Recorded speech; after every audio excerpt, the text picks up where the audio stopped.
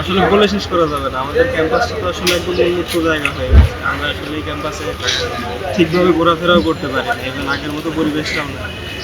আর ছাত্র রাজনীতি একদম খারাপ বিষয় এমনটা না। কিন্তু আমি আসলে চাই না আগের মতো গেস্টুন কালচার বা ওগুলো ফিরে আসুক। আমরা 23-24 ব্যাচ লাকি। আমরা আসার পর থেকে গেস্টুনটা আর নাই। তো আমরা চাই আমাদের জুনিয়রের পরে যারা আসবে বা এখন যারা নতুন আসছে তাদের জন্য এই সমস্যাগুলো না হয়। এটাই আসলে আমাদের সবথেকে বড় চাওয়া। এবারে নির্বাচনটা তো অনেক ব্যতিক্রম ছিল এবং সবাই সব ভোটে অংশগ্রহণ করেছে নির্বাচনে।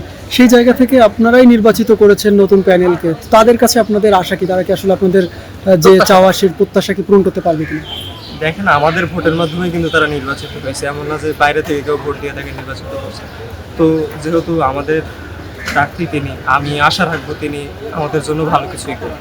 আপনাদের জন্য সব থেকে গুরুত্বপূর্ণ কি আপনার মনে হয়, কোন বিষয়টি সব থেকে দ্রুত তাদের সমাধান করা উচিত?